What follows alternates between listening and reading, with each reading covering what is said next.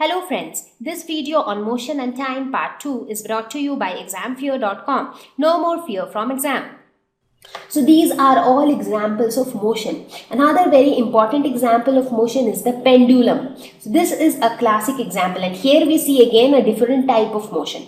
Now, have you ever observed the wall clock in your house? Now these days not all houses have this so these type of clocks were more common in the olden days. So where you see the a pendulum hanging here, and it keeps moving in a particular type, in a particular form. So this is how the pendulum moves. So you have a pendulum, a string kind of a thing, a very thin thread-like structure, and at the bottom you have a bigger mass, a ball-like structure. In fact, you can try to make a simple pendulum with a stone and a thread. You take a stone, tie it with a thread, and then hold the thread at this point. So you fix it at this point, and then just give it a little bit of push here, and then what happens? It keeps moving in this fashion.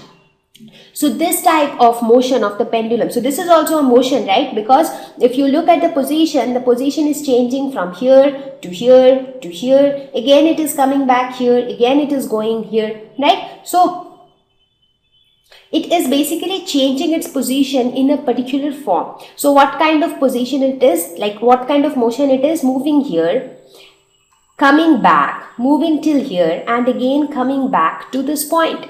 So this point is known as the mean position.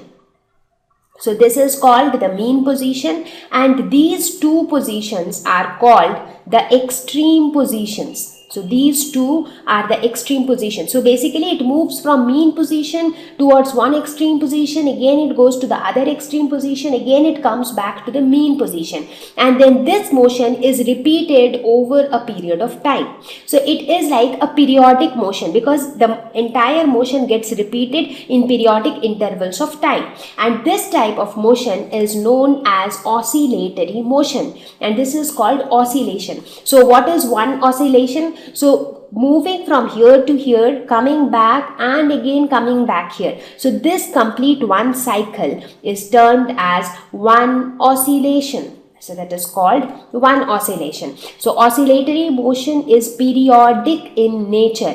Why periodic? Because it repeats itself. So if you look at this motion, so this one oscillation, that means from here till here and again coming back to here, that is one oscillation. So this one oscillation, this motion keeps on repeating. So that is why it is called periodic motion, because it takes place in periodic intervals of time, and the time taken to complete one oscillation is known as time period. So time period is one very important parameter of a pendulum. So time period is the time taken to complete, or the time taken for one oscillation. So whatever time it takes to complete this one oscillation, that is known as the time period of a pendulum. So for a particular pendulum, the time period will remain constant, because all the oscillations are going to be the same thing. So all the oscillations are actually repetition of each other.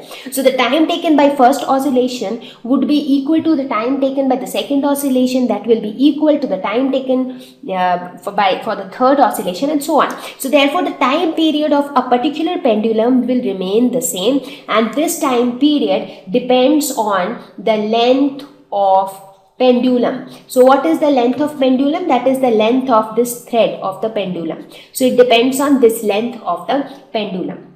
So you see, this is an interesting example of motion. So this was a special type of motion called oscillatory motion, and pendulum is the best example of oscillatory motion.